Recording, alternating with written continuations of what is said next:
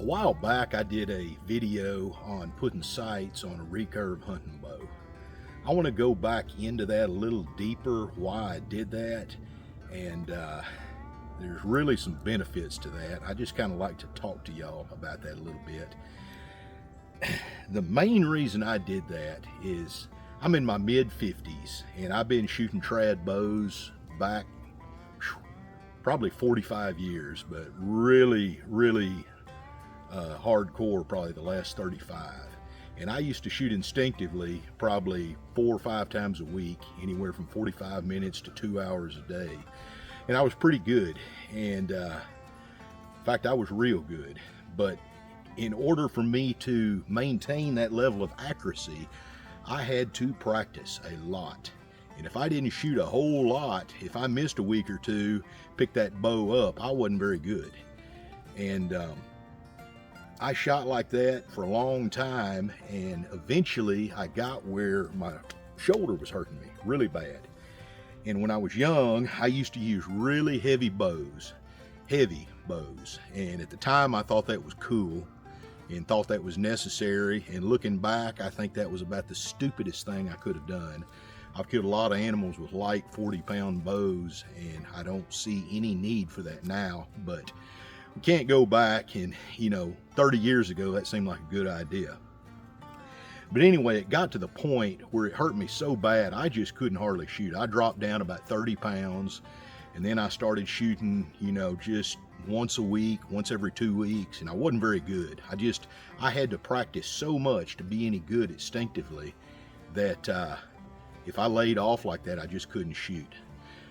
I got really frustrated with it, and been probably, 20 years ago, I got the bright idea to put a sight pin at 20 yards on one of my bows. And I tell you, I tried that, and when I did, a light just went off, and it was like I was learning how to shoot all over again. And I started hitting animals that I was used to missing, shooting over their backs. In the moment I'd get excited and buck fever would come on, and I could concentrate more on my form instead of just pulling it back and letting it rip. But most important thing about that, and I could probably go, a month, 6 weeks without touching my bow and pick that thing up and shoot it just about as good as if I practiced all the time.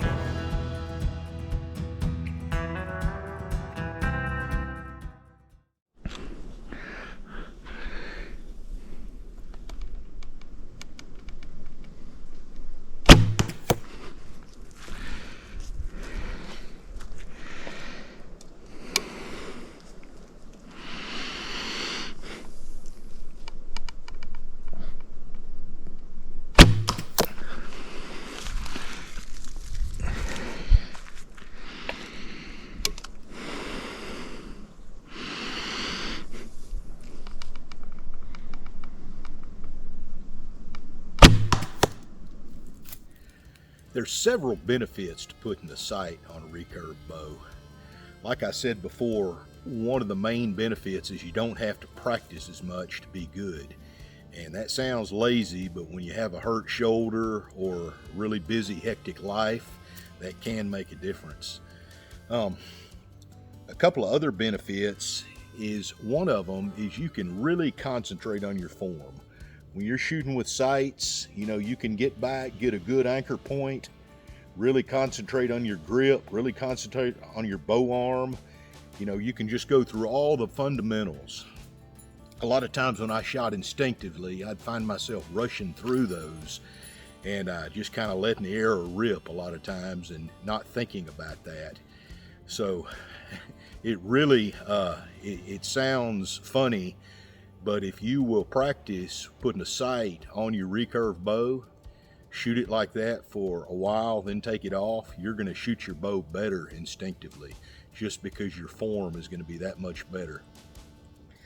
For hunting, one of the things I really like is I try not to shoot anything past 15 yards. I can take longer, 20, 25 yard shots if they're perfect, but for the most part, everything I shoot is really close. And there's not any, you know, I've got 3 pins now. My top pin is 0 to 15 yards. So basically anything I see, I'm just going to put that pin right where I want, and it's going to be in there.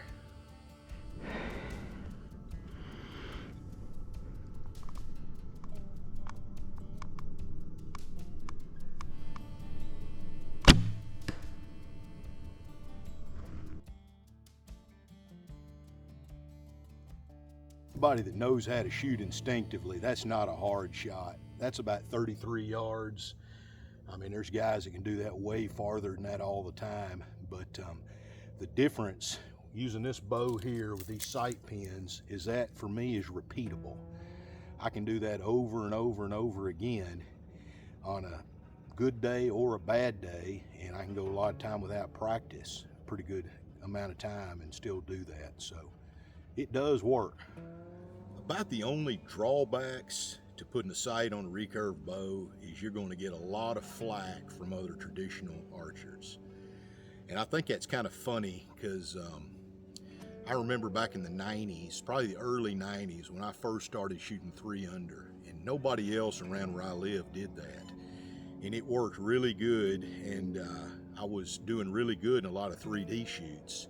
And I remember people saying, well, that's cheating, that's not really traditional. And it got so bad that a lot of shoots around here, traditional shoots, would not let you shoot 3 under. And the funny thing about that is nowadays almost everybody shoots 3 under. So, you know, it wasn't traditional back then, but it is now. You know, I've talked about it before, you know, lots of people are going to criticize you for that, and we can say plastic and fiberglass and, you know, carbon eras and everything else in the world. You know, none of that is traditional as far as I'm concerned, unless you're cutting a Osage orange stave down and making a primitive bow out of it. You know, none of this is really traditional compared to that. The other thing, you know, most of these guys that are really good now are shooting fixed crawl, or they're shooting a gap or some split fission, you know, version of the gap, and they're looking at that arrow anyway. You know, some of them will go as far as putting marks on the back of that broadhead, and you know, basically that's the same thing as a sight pin. There's nothing wrong with that. I don't care what you do, but I'm just saying, if you're doing that, if you're putting paint marks on the back of your broadhead and using that as the same as a sight pin, well, what's the difference from putting a few pins on your bow? All right, that is a close-up of my sight pins. And since my last video, I have added that top pin. That's a 15-yard pin. And the reason I did that, most of my shots are up close, and I was tired of aiming low with that 20. So that top pin I can put right where I want to hit from 0 yards to 15, and it'll be dead on. That 20-yard, the red tip pin, and then the bottom pin is 30 yards. I mostly use those for practice, and I'm telling you, with this setup here, you can dial them in back there. It's not hard at all. So if I had a wooden, really pretty traditional bow and I didn't want to put all that on there, I've done this before, just one single brass pin. You can just make it out of a brass pin you can get from a hardware store, right at about 20 yards. And I've used that, you know, you can aim a little low with it up close and a little high with it out far, but it does not do anything to the looks of the bow. Still looks good with it. But you can see these pins are not near as ugly as like a modern sight. I mean, the bow still looks traditional and it looks sleek and really easy to do, really effective. There's a lot of reasons to put a sight on a traditional bow. Don't let anybody tell you it's not traditional. It puts more meat in the freezer, if you can work around an injury, and if it just makes your instinctive shooting that much better, why not give it a try? Heck, 10 years from now, maybe everybody will be doing it. We'll see you.